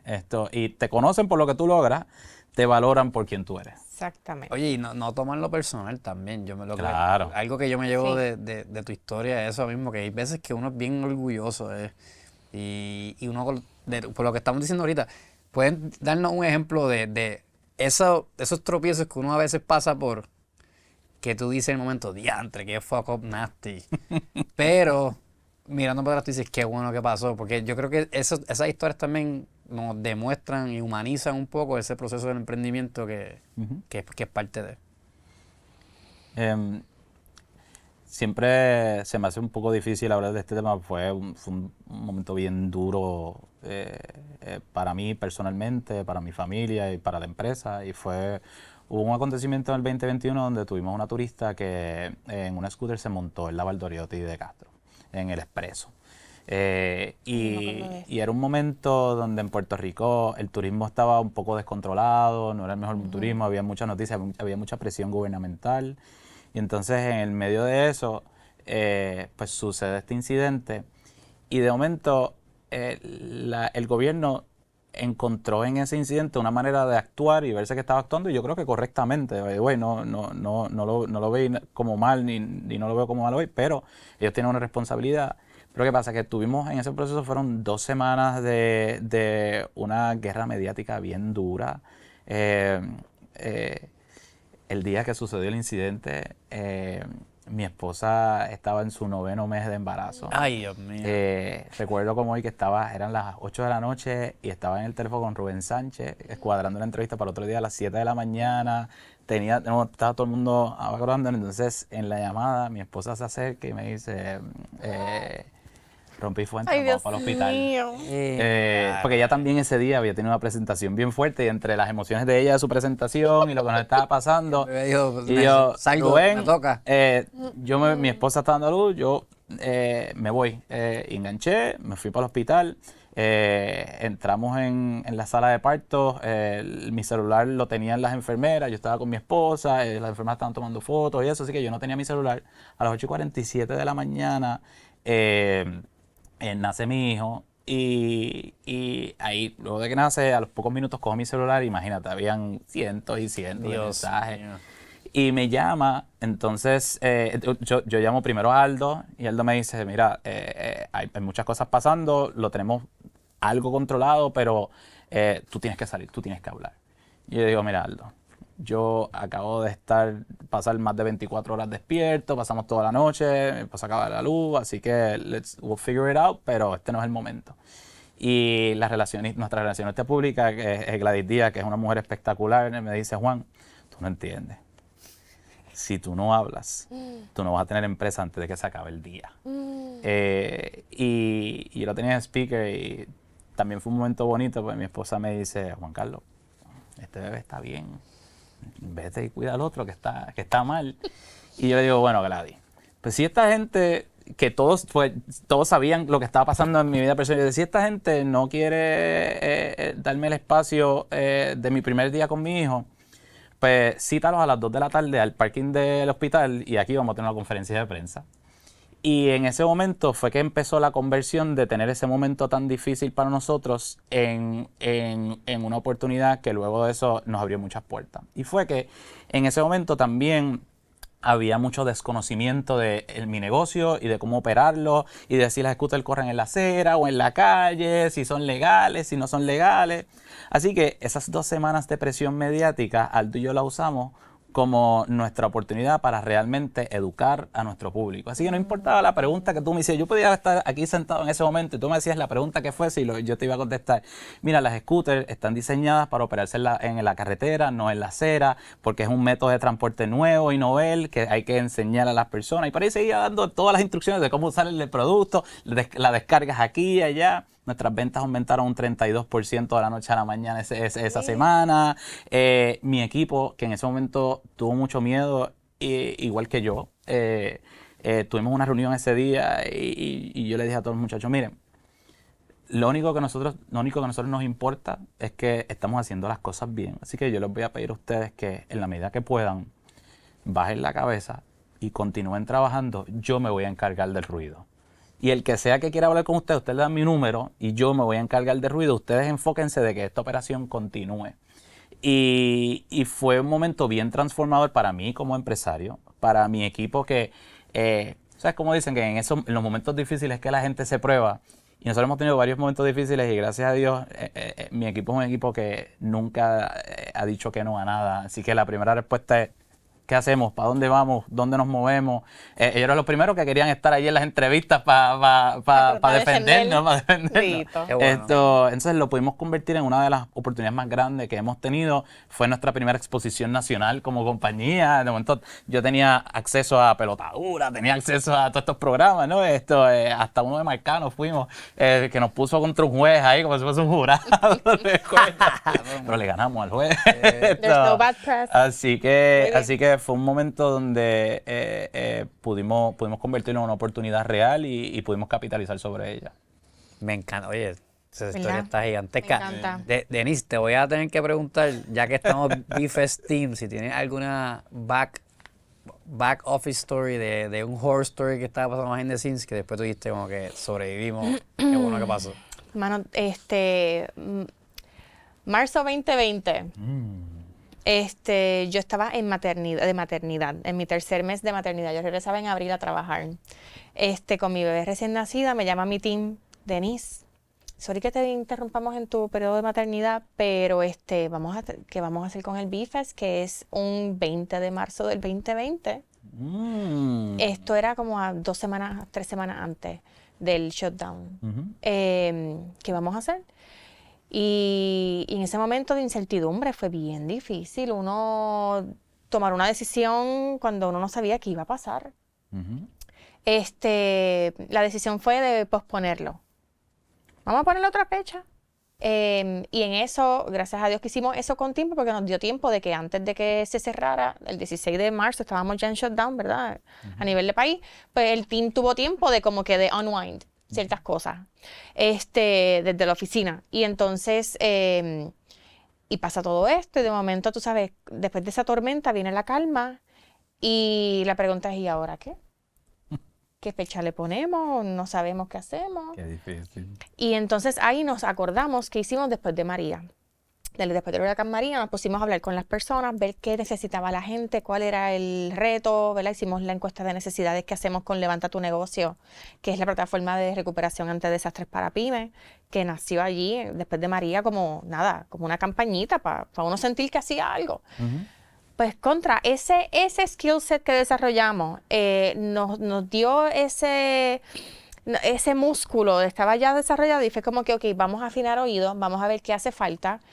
Y gracias a nuestra CEO también nos dijo, el BFest va, hazlo virtual, figure it out. Así que ese apoyo de que tienes mi apoyo, vas a hacerlo, this is gonna happen, pero no te quites. Pues como que, ok, esto va, hay que definir fecha y hay que hacer una agenda que sea bien pertinente. En ese momento nos pusimos rápido a trabajar lo que sería pues un currículo que tuviese sentido y en ese momento le dimos duro al e-commerce y el BFest fue un evento virtual, duró 2 semanas con agenda educativa y 4,000 personas se conectaron. Oh, wow. Y el team, ¿sabes? Le metió con todo. 2 semanas de evento. Y 2 semanas. Estabas bien contenta. 2 semanas, días back to back. Sí. Y fue un éxito, un éxito. Muchas personas todavía al día de hoy me dicen, yo monté mi negocio gracias al BFest, monté mi tienda online. Así que sí, es eso. Y siempre le digo a la gente mucho como que habla con tu customer, habla con la gente. Ahí es que tú vas a saber qué necesitan y entonces tú diseñas alrededor de eso.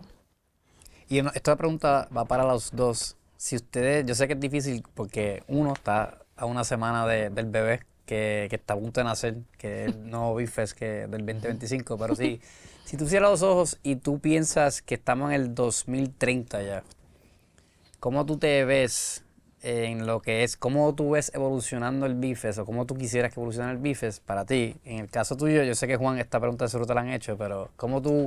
Estamos en un chat juntos de una comunidad que se llama Santurce Tech. Sí. Y esta es una visión que estamos compartiendo y manifestando. Y es tender puentes con el Caribe y con LATAM, ¿verdad? Entonces tenemos unos amigos allá en un evento de Colombia Tech Week, ahora mismo, as we speak, y nos están haciendo ahí minuto tras minuto. FOMO es lo que nos están dando, enviándonos como que las cosas cool que están viendo y demás. Y Alan allá hablando, le preguntan, ¿y cuándo es el evento? ¿Cuál es el evento de empresarismo en Puerto Rico? Y Alan, está pasando la semana que viene, ¿verdad? Yo creo que yo y vi un post de poco Alan en LinkedIn. Sí. Y un poco yo creo que cómo esto entonces puede ser un puente, cómo este espacio entonces trasciende más allá de Puerto Rico y ayudar a la gente a crecer, cómo eso se trasciende a crecer mediante creación de puentes con otros mercados. También cómo traemos esas otras mentes a Puerto Rico también para hacer esas conexiones y cómo hacemos más negocio con LATAM, con el Caribe. Creo que eso hay una gran oportunidad. LATAM, Caribe, yo creo que, y hasta Estados Unidos yo creo que hay una oportunidad. Claro.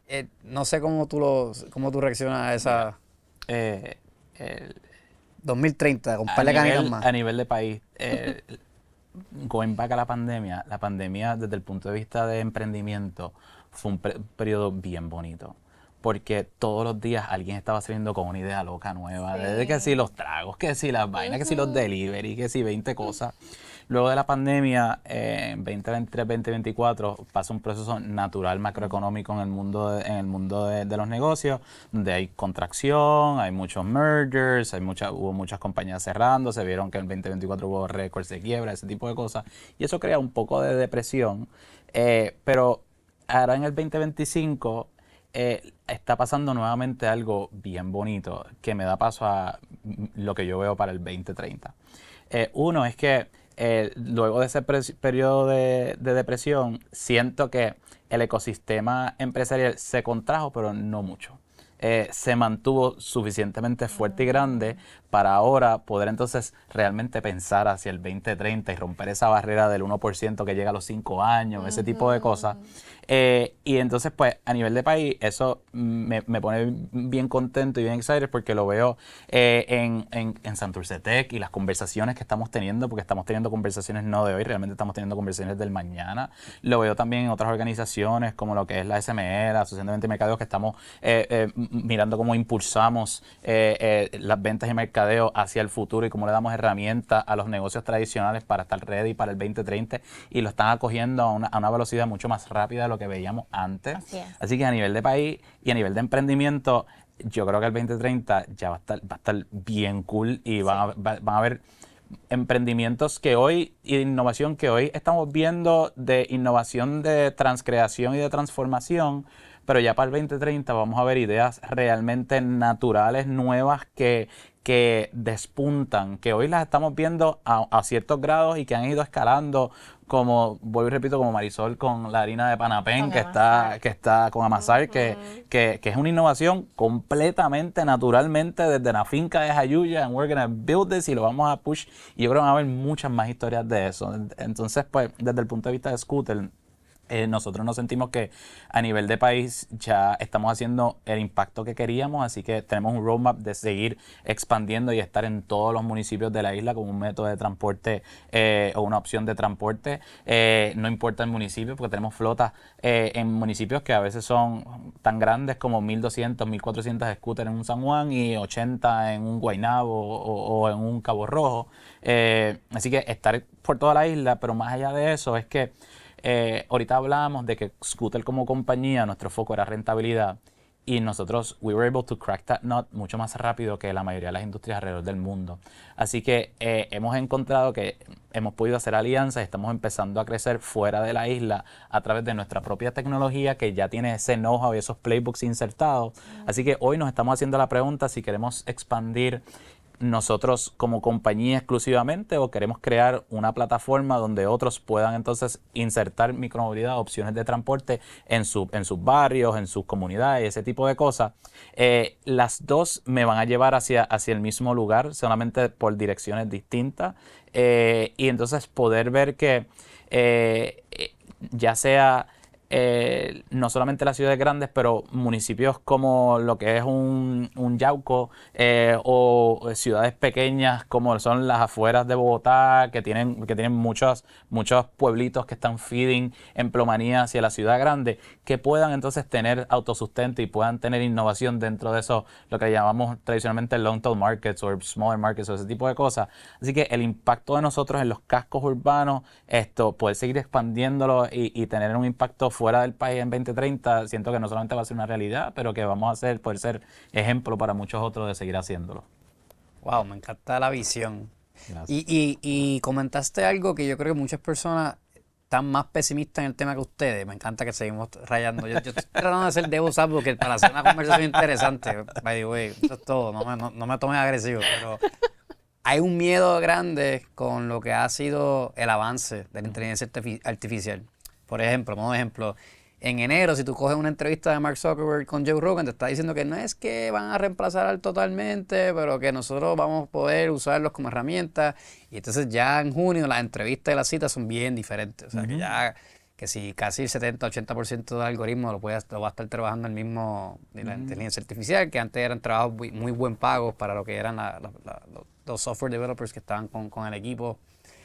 También se está viendo que overall, quienes se están afectando más son los jóvenes en lo que son los primeros empleos, servicios al cliente, por ejemplo, data centers, o esos roles que eran quizás más juniors, que se esperaba que fuese más como un apprenticeship para ellos desarrollar sus destrezas, ya no son tan quizás necesarios como en años anteriores, porque la inteligencia artificial es bien disruptiva. So, teniendo en cuenta lo que está ocurriendo, ¿cómo tú alientas a los jóvenes con este tema y quizás los ensalzas con un poco del optimismo que tú estás demostrando para que no lo cojan con ese miedo, especialmente con la perspectiva de que ustedes son parte de la comunidad de Santurce Tech? Mira, para darte un ejemplo puntual, nosotros estamos implementando inteligencia artificial en nuestra empresa en una de las posiciones más claves dentro de la operación del día a día, la logística de micromovilidad, que es, le llamamos el dispatcher, es la persona que imparte las instrucciones a nuestro equipo de dónde posicionar las scooters para maximizar rentabilidad, si tenemos un evento multitudinario, pues dónde poner el brand, dónde poner los A-frames, dónde poner un montón de cosas, ¿no? Entonces, ese rol lo estamos automatizando y los dispatchers, el equipo de dispatching hoy está siendo parte del desarrollo de la inteligencia artificial, ellos sabiendo que el rol que tienen hoy, de la manera que es hoy, va a terminar y no va a existir mañana una vez ese proyecto complete. Entonces, ¿qué ellos están haciendo? ¿Y qué nosotros estamos haciendo? Yo creo que esto es algo que va a ser importante y es algo que ya vivimos en el mundo empresarial en los años 60 y 70 y 80 con la transformación tecnológica. Y es que muchas empresas privadas y muchas universidades o colegios universitarios y demás, nos vamos a tener que dar la tarea de reentrenar skills, porque al final del día, sí, el AI te puede codear una aplicación, pero el AI no va a decidir necesariamente la idea que va a forjar ese código, ¿no? Siempre hay una parte humana, entonces una vez ese código está corriendo, hay que mantenerlo cargado, hay que hacer un sinnúmero de cosas. Así que ellos se están autoentrenando para convertirse en los analistas del AI y ser entonces quienes amplifican ese AI para ver hacia dónde más puede ir. Así que en este caso tengo tres empleados que no son ingenieros, no tienen un background de producto ni nada por el estilo, pero se están transformando y convirtiendo en estos agentes de creación de nuevas cosas para la empresa, donde uno, utilizando ya inteligencia artificial, creó una plataforma para manejo de inventario, de check-in y check-out de batería o ese tipo de cosas. Nice. Así que yo creo que el AI vino no solamente para quedarse, pero vino para transformar el mundo empresarial, no para matarlo, no para quitarle oportunidades a los jóvenes, es para transformarle las oportunidades a los jóvenes. Y cuando hablaba de los años 70 y 80, algo que tuvo mucho impacto en Puerto Rico y en gran parte del mundo, era compañías como Procter & Gamble, que tenían la famosa escuela de Procter & Gamble, donde tú no tenías que saber nada de negocio y entrabas ahí adentro y te daban las herramientas para ser exitoso bajo unos criterios. Y hoy por hoy, los otros días, hace unos meses atrás, hubo un gathering de los alumni de Procter & Gamble aquí en Puerto Rico. Sí. Y yo creo que va a pasar más de eso, donde va a haber más interacción y capacitación e inversión en capacitación de parte de las empresas para los nuevos roles que la razón por la cual hoy pensamos que no vamos a tener trabajo mañana por AI es porque esos roles todavía no existen. Pero una vez empiezas a trabajar con AI y realmente lo empiezas a insertar en la empresa, lo que te das cuenta es que la aceleración de crecimiento es tal y el impacto es tal que empieza a crear otros roles para esos mismos empleados. Entonces ellos empiezan a desarrollar otras destrezas. Que a tu punto, la destreza de retail empezando es bien importante. Pero a lo mismo te digo, una de las barreras de entrada para las corporaciones casi siempre es necesitas experiencia y tú la experiencia la tienes de retail, entonces no necesariamente la consideran. Pero el AI de momento rompe esa barrera, ya no necesitas experiencia, lo que necesitas es saber utilizar herramientas. Entonces esas herramientas te van a dar paso a tener las interacciones que te van a dar entonces la experiencia. Así que en este caso la experiencia va a venir después del desarrollo de las herramientas versus que hoy se busca tener la experiencia y después te enseño las herramientas. Es un ejemplo de cómo va a transformarse. Yo creo que hacia eso es que nos estamos dirigiendo. Y de eso mismo queríamos tener un poquito el pulso sobre la adopción de AI en el mundo empresarial y por eso en la encuesta anual de emprendimiento en la cual tú participaste, ¿verdad? 777 pymes respondieron y eso es lo que nutre el reporte del estado de la comunidad empresarial. Hay una sección sobre AI en el dashboard, les invito a que lo vean. La mayoría de los empresarios que respondieron en la encuesta, esa sección en particular, se sienten algo preparados para adoptar AI y la mayoría lo está adoptando en áreas como mercadeo, ventas y operaciones. Y así que nos sorprendió ver esos números que rápidamente ha habido una amplia adopción, ¿verdad?, de estas herramientas y la gente lo está aprendiendo. Me encanta que lo digas de esa manera y adición a eso, la parte positiva, como tú dices, yo creo que estamos en un periodo todavía que las empresas, por el cambio disruptivo, por eso no hay tantos empleos actualmente. Yo creo que a corto plazo va a haber menos empleo, va a haber menos crecimiento. Va a haber un periodo de transición. Pero sí, a tu punto, se van a crear unos roles que tienen que diseñar que no existen todavía. Correcto. Entonces yo creo que parte, y lo comento porque parte del filtro creativo del ser humano siempre va a estar ahí. O sea, nosotros siempre, no la importa, parte creativa, critical thinking. Puede ser el AI más brillante del mundo, pero alguien tiene que determinar si lo que te está diciendo hace sentido o no hace sentido para la empresa. O para el sistema. Oye, y hablamos de los empleados anteriores, pero también uno de los sectores que más impactado va a estar es el de los programadores. Porque vivimos en un mundo donde ya estas plataformas están codeando y personas que no tienen los skills o no saben programar pueden utilizar estas herramientas para programar, así que hasta cierto punto democratiza todo el proceso. Y le da más oportunidades a personas que no necesariamente saben programar, pero tienen la idea de la aplicación que quieren y pueden utilizar estas herramientas para tener un MVP que pueden lanzar al mercado, ¿no? Así que, de nuevo, van a ser muchos cambios. De acuerdo con eso, y eso lo dijo el CEO de NVIDIA, que cuando tú reduces el costo de conocimiento a cero, porque realmente antes todo el mundo tenía que ir a la universidad para educarse. Entonces ahora con la inteligencia artificial tú vas a poder aprender de temas bien nichos, bien específicos, sin tener que tomar el curso. Entonces yo creo que para cualquier persona, te doy mi ejemplo como un comunicador. Si yo quiero que mi presentación sea un poco más profunda, yo ahora no tengo que tomar el curso. Yo puedo educarme un fin de semana con las plataformas de inteligencia artificial y leer sus reseñas de dónde es que sacan el source information para validarla. Y entonces ya como comunicador y educador de finanzas que me cambia por completo el potencial, porque puedo seguir multiplicando el tipo de ofrecimiento que antes quizás tenía que esperar 1 o 2 años para hacer una maestría. Y esto es un ejemplo así de 30,000 pies de altura de cómo estas herramientas, si las sabes utilizar y montarte en la ola, como quien dice, puede amplificar mucho más tu negocio. No, y otra cosa es que hoy mayormente AI se ve dentro del mundo de negocio, pero la realidad es que cada día va expandiéndose más hacia todos los renglones de la vida. Esto salió un estudio hace poco que un alto porcentaje de los millennials que utilizan inteligencia artificial lo utilizan para manejo de crisis emocionales. Esto lo usan como su psicólogo y le hacen preguntas, ¿no? Y ya lo usan como plano personal. Por ejemplo, yo tuve una situación con mi hijo hace poco, entonces que quería tener una conversación con él sobre esa situación y como que para corregirlo y no sabía necesariamente cuáles iban a ser las mejores palabras para tener la conversación. Y usé AI para ver opciones. O sea, script, dame un script. Sí, es como que como, how do I go about this? Y cómo tengo la conversación. Y, mano, al final del día tuve la conversación, me fue espectacular, no recibí un regaño, no nada.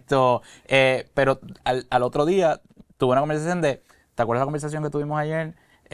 La entendiste, cómo vas a actuar hoy, y me pudo hablar súper bien, ¿no? Entonces uno como papá se siente increíble, te sientes súper papá, ¿no? Porque lograste algo increíble y una enseñanza y todo, y así va a seguir compenetrándose en tantas facetas de la vida. Esto que yo creo que es más un llamado a todo el mundo a que empiece aunque le tengas miedo, a jugar con inteligencia artificial. Y volviendo a mi empresa, tuve este caso interesante con mi líder de recursos humanos, que tuvimos esta conversación hace muchos meses atrás.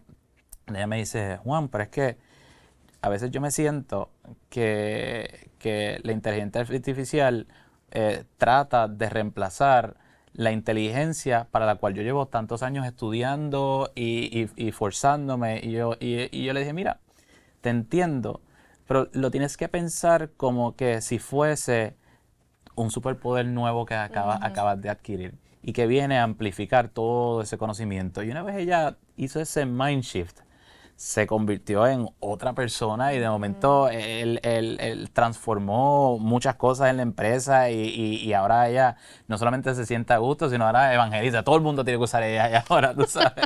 Oye, y algo que el AI no puede reemplazar todavía, que yo sepa, es el sentido de comunidad. Y yo creo que lo que ustedes, ¿verdad? Tanto, yo sé, te he visto que en lo que es Santurce Tech Plus dijiste que estaba en la junta de la SME, y Denise, lo que has montado con lo que es el BIFES, yo creo que ese sentimiento de interacción, yo creo que va a ser hasta más en una prima mayor en esta nueva etapa, porque yo creo que históricamente se le daba mucho peso al conocimiento quizás más técnico profundo, y ahora yo pienso que va a empezar a balancear el péndulo hacia esa habilidad interpersonal de relaciones, ese sentimiento de comunidad y cómo nos ayudamos mutuamente a crecer con o sin las herramientas. Sí. Coincido completamente, coincido. Y esos son los power skills, ¿verdad?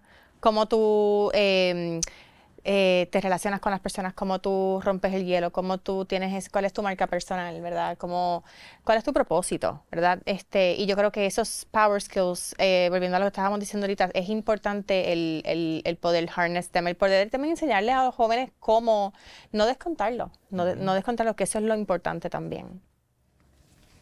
¿Cuál es tu propósito? Ahora haciendo ese segue, y para ir cerrando la entrevista, porque yo sé que ya estamos cortos de tiempo. Mi propósito es conectar Conectar a personas con oportunidades. Yo creo mucho que el talento es universal, pero las oportunidades no lo son siempre. Y mi propósito es eso, conectar a las personas con oportunidades para que esto sea un mejor Puerto Rico, para que Priscila se pueda quedar si así lo decide, mi hija, ¿verdad? Y podamos todos echar hacia adelante. ¿Y el tuyo, Juan?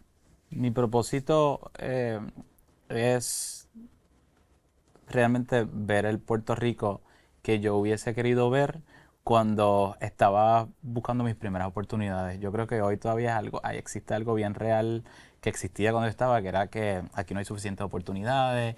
Y eso era una época donde no habíamos pasado la crisis financiera, no había pasado María, en esa cosa, y se hablaba de lo mismo. Y yo creo que sí hay algo de realidad en eso, así que en Scooter y en mi vida personal yo le dedico mucho tiempo a dar mentoría y a enseñarle a mis equipos y a todas las personas que quieran escuchar cómo desarrollar empresas que tengan no solamente una mente capitalista, pero también una mentalidad social de un impacto real, que es tan importante crecer la micromovilidad en Puerto Rico como reducir el impacto de las emisiones de carbono en Puerto Rico. Así que mi propósito es, y para ponerle una palabra, es impacto. Es crear un impacto duradero que transforme mentes y que traiga mejores oportunidades para la isla. Oye, mejor no lo pude haber dicho yo. Esto está espectacular. Lo último que voy a decir es, antes que nos vayamos, ¿cómo cambiaron ustedes antes y después de sus hijos? Hay un antes y un después. ¿Verdad? Definitivamente. Hay un antes y un después. Y lo estoy diciendo quizás porque mi nena está a punto de cumplir un año, así que estoy en esa etapa de reflexión. Están iguales, Mira, un añito. Mi segundo hijo la semana pasada tuvo su primer día de clases ever, entrando a Antots en su escuelita. Y mi primer hijo, el mayor, tiene 4 años, Juan Andrés. Y hace 4 años, cuando comencé esa etapa de papá, antes de eso yo era un tipo que me gustaba retar la vida de tantas maneras. ¿Sabes? 6 meses antes de montar Scooter yo estaba trepado en el tope del Kilimanjaro, haciendo cosas, y de momento, aunque no me cambió el propósito del que hablábamos ahora, me dio un lente nuevo bajo el cual observar ese propósito y cómo crear ese impacto. Desde el lado del punto de vista personal, ciertamente soy un hombre mucho más paciente de lo que era hace 4 años atrás. Me ha ayudado a desarrollar mejores skills de comunicación. Ahora uno se da cuenta que yo tenía muchos skills de comunicación en negocio, ahora tengo que tener otros skills de comunicación, ¿no? Pero a la misma vez siento que me ayuda a ser mejor mentor. Claro, 100%. Así que el día que nació mi hijo mayor fue el día que yo me di cuenta que llevaba 30 y tantos años en este mundo sin darme cuenta que yo había nacido para ser papá. Y que ese iba a ser mi pasión más grande, y le dedico casi el mismo tiempo a mi trabajo de lo que le dedico a mis hijos o más. Y uno le contaba a Denise que yo me siento bien orgulloso que aunque tengo esta empresa, me siento en varias juntas, tengo una vida bastante demanding desde el punto de vista de trabajo y de interacción, al igual mi esposa. En la temporada pasada de béisbol de mi hijo, su primera temporada de béisbol, solamente falté a una práctica en toda la temporada y I'm extremely proud of that. Pude estar ahí para llevarlo a la escuela todas las mañanas, lo pude convertir en parte de mi rutina, y ahora poder crear esos hábitos hace unos años atrás me ayudaron entonces con el segundo, que fuese mucho más llevadero, ¿no? Y también a entender a estas mentes nuevas, porque ya el de 4 años se comporta como vemos que se comportan los Gen Zers y los Gen A's y toda la vaina, así que también me ayuda a comunicarme mejor. Yo coincido con Juan, hay un antes y un después. A mí me ha dado un propósito claro de vida. Es mi proyecto más importante, es lo más que me gozo, lo que más alegría me da. Mi vida familiar con Priscila y con Juan Carlos, mi esposo. Me ha dado una paciencia enorme. He aprendido a respirar antes de hablar, antes de reaccionar. Yo creo que eso, y lo agradezco, yo necesitaba eso. Y yo creo que también me ha ayudado a trabajar menos. O sea, déjame decirlo, trabajar menos horas y ser más intencional en las horas que estoy trabajando. Saco más trabajo que nunca porque tengo menos horas para trabajar. Porque quiero poder estar presente cuando está mi hija fuera de la escuela, que está en casa. Yo antes trabajaba todos los fines de semana, todas las noches, todo el tiempo, no paraba. Y ahora los fines de semana son sagrados, salvo uno que otro, que ni modo. Pero me alegra poder llevar a Priscila al ballet. Yes. Eso me fascina. Y la verdad es que soy bien feliz siendo mamá. Oye, y me encanta que compartan esto en el programa. Y la pregunta es intencional, porque en Puerto Rico tenemos la 5ª tasa de fertilidad más baja del mundo. 85, estamos hablando que por cada mujer que puede tener un hijo, menos de una está teniendo hijos. Hay una presión también por la cultura americana del hustle, de querer aplazar eso cada vez más. También hay un tema de acceso a vivienda asequible, que eso también impacta parte de la estadística. Pero sí me encanta traer al programa intencionalmente personas que están matando su industria. La maestría se llama la maestría porque entrevistamos maestros de sus respectivas industrias y que aparte de la agenda cargada que puedan tener, son muy orgullosos de ser padres también. Y yo creo que eso es una reflexión que siempre nos gusta que la audiencia se lleve del programa y que puedan también en su propia decisión, una decisión bien personal, no creo que una sea incorrecta a la otra, pero que hay una vida bien dinámica y bien bonita si te incursas en la aventura de ser papá. Y ya que lo dices con excelente, también creo que es importante hacer el disclaimer de que es importante tú también escoger bien con quién vas a criar. ¿Sabes? Juan Carlos es la mejor persona que pudo haber escogido para que fuese papá de Priscila. Yo conozco a tu esposa y hablando del partnership, son excelentes partners, co-parent, ¿sabes? Como que hacen el co-parenting, ese ritmo que han logrado para que los dos puedan hacer lo que hacen en su vida laboral, lo mismo acá. O sea que es algo bien difícil, hay que pensarlo bien, hay que planificarlo bien. Por lo menos en mi caso, Priscila fue bien planificada, bien querida, bien amada, bien deseada. Y it does take a village. Para ser bien franca, la semana que viene mami va a vivir en casa para yo poder, ¿verdad? Trabajar más de las 8 horas. Es cierto. Hay que decirlo. Mami viene de Barranquita y va a vivir en casa una semana. Porque de lo contrario es bien complicado cuando las dos personas tienen que trabajar. Y hablando de por qué tal vez, ¿verdad? Cosas que serían ideales para que uno pueda tener más hijos es ¿qué diferente sería si yo pudiese poner a Priscila en una escuela pública? Ciertamente. Pues yo probablemente tendría 2 hijos hoy día. Sí, estamos hablando de eso. Pero está complicado pagar 2 colegios. 12 mil pesos al año. O sea que si el gobierno quisiera hacer algo distinto, o sea, una cosita nada más, y cambiaría la tasa de natalidad, es mejorar las escuelas públicas para que realmente sean una opción real para la clase media. 100%. Y creo que tienen presupuesto, ¿verdad? 5 billones yo creo que te da para... Sí. Necesitan Miami. disruption. Tenemos que meterlo a ustedes allí a asesorar. Iba a decir algo antes que te interrumpiera. No, en esa línea creo que es importante reforzar eso de It Takes a Village y tu mamá viene de camino a quedarse. La mía se acaba de ir luego de estar 2 semanas en casa. Precisamente por eso, porque teníamos la entrada de escuela, teníamos muchas cosas pasando, a veces hay viajes, a veces hay diferentes cosas. So, tener un grupo y una red de apoyo es extremadamente importante.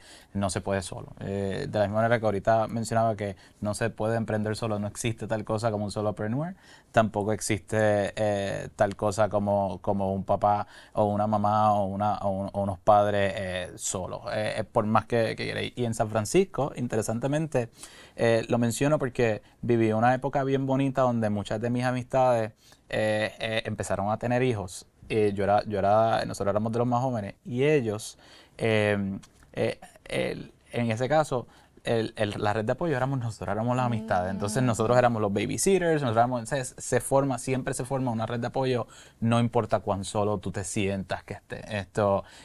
Y es importante bajar quizás a veces el ego, los pensamientos, es decir, yo necesito ayuda y yo necesito tener este ambiente rodeado, y planificación. Creo que ese es el otro punto que diste, que igual en mi casa mis 2 hijos fueron extremadamente planificados. Y nosotros sabíamos que queríamos uno y luego esperar 3 años y entonces tener el otro. Recuerdo que leímos muchos libros sobre el tema de parenting previous to, y hubo uno que nos cambió, se llama Crib Sheets, y era como que este approach analítico a todas las cosas que se hablan por ahí de parenting, y ellos pues con data, pues ir probando o rompiendo mitos. Entonces eso nos ayudó a preparar mejor el plan que teníamos, y hoy nos sentimos extremadamente orgullosos de lo que hemos logrado y cómo nuestros hijos se están criando en un ambiente súper positivo, dentro de muchas veces la depresión emocional que puede haber en el país, pero como quiera, tanto en el trabajo como en mi casa, no lo siento, porque hemos creado un ecosistema que nos permite desarrollarnos y darle la oportunidad a nuestros hijos que queremos para ellos. Solamente voy a reaccionar que ellos son sumamente calculados y no fue mi caso, pero aunque fallé por 10 años el plan inicial, es lo mejor que me pudo haber pasado en mi vida. Yo creo que yo no soy la misma persona que soy hoy si no pasa ese evento catalítico en mi vida. Así que yo solamente quiero dar esa perspectiva, que a veces hasta que cuando pasa de forma no esperada. Claro, es una bendición. Es una bendición, de verdad que sí. Así que quiero terminar entonces la entrevista rápidamente con la última pregunta. Juan, tú la contestaste ya, pero si ti tienes otra, feel free. ¿Cuál es tu definición del éxito? Mi definición del éxito es bien sencilla, es intentar. Yo creo que al intentar no hay manera de no tener éxito, porque cuando se falla se aprende, se adquieren herramientas, se tienen experiencias para no volver a cometer el mismo error, y cuando se gana entonces te ayuda a despuntar. Así que mi definición del éxito es toda aquella persona que se atreva a intentar la idea que tenga de frente, va a encontrar el éxito a diferentes grados. Perfecto. ¿Tienes algo que quieras responder? Yo no me acuerdo que yo respondí la primera vez, pero capaz que es lo mismo, capaz que he cambiado, no sé, después tendremos que ver los reruns. Yo voy a hacer un reel comparando la primera y la segunda. Si ha habido evolución en lo que voy a decir. Para mí el éxito es tener propósito y el poder uno sentir que mis acciones van de acuerdo a mis valores y mi moral, que lo que yo estoy haciendo es congruente con quien yo soy y con quien yo quiero ser. Y el poder tú casar las dos cosas, siento que eso es el éxito. Me encanta, me encanta. Yo creo que si yo saco una copita de vino, podemos estar 5 horas más fácil. Me encantó la dinámica. Quiero decirle, primero que nada, quiero agradecer a los dos por sacar espacio en sus agendas, que ya me dieron la percepción de que están bien ajetreadas. Así que para pasar por lo que es la casa aquí, lo que es la maestría, quiero reconocer que ambos están haciendo cosas que deberían de darse mucho orgullo, y si nosotros dicen, se los quiero reconocer así. Muchas gracias. Admiramos mucho desde la esquina de acá, siempre. Y quiero que entonces cada uno tome, si quiere, 1 o 2 minutos para mirar a esa cámara ahí y decirle algún call to action que quieras. En el caso tuyo, sé cuál va a ser. Vamos a hablar de dónde podemos acceder estos boletos de el B-Fest, si no lo has hecho todavía. Pero cedo a ti el micrófono, Denise. Gracias. Y gracias a ti por crear este espacio, y estas conversaciones son bien valiosas, Raúl. Les invito a que visiten el bfestpr.com, vean esa agenda, compren su boleto y nos vemos el próximo viernes en el Centro de Convenciones en San Juan, junto con 2,000 personas de la comunidad empresarial para conectar, aprender, y salgamos y vengan con tenis, porque vamos a caminar muchísimo por todo el Centro de Convenciones. Importante los tenis, pues se camina mucho, son muchas charlas, son muchas cosas pasando y es un día espectacular. En mi caso, los invito a todos a que vean a un Puerto Rico de una manera distinta a través de la micromovilidad. Yo siempre uso esto de ejemplo. Todos en el área metro o hemos pasado por la Ponce de León en carro 1000 veces y quizás caminando por diferentes áreas, pero cuando pasas en un scooter o en una bicicleta, empiezas a ver cosas que no sabías que estaban ahí. Empiezas a ver arquitectura, empiezas a ver naturaleza, empiezas a ver el mundo desde otra perspectiva. Entonces, los invito a todos a que descarguen nuestra aplicación aplicación, tanto en el Google Play Store como en el App Store de Apple, como Scootel, SKWTL. También nos pueden conseguir en las redes sociales como Scootel Rides o en nuestro website scootel.com. Y creen su cuenta y atrévense a probar la micromovilidad y probar un nuevo método de transporte que ciertamente está cambiando la manera que nos movemos todos los días en Puerto Rico. Más nada canta el gallo, señores. Muchas gracias a todos. Gracias, Raúl. Y nos vemos en una próxima ocasión. Nos vemos el Bifes. Sí, nos vemos el viernes. Nos vemos el viernes. Nos vemos el viernes. Hasta la próxima.